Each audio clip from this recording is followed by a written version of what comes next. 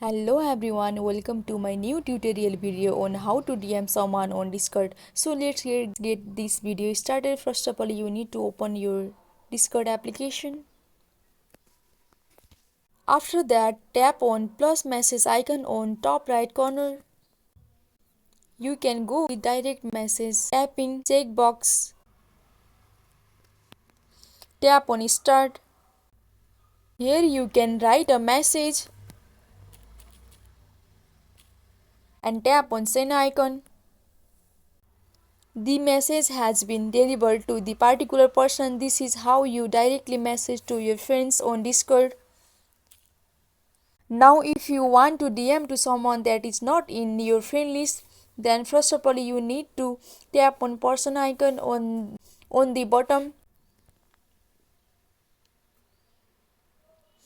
Here you tap on plus person icon on top right corner.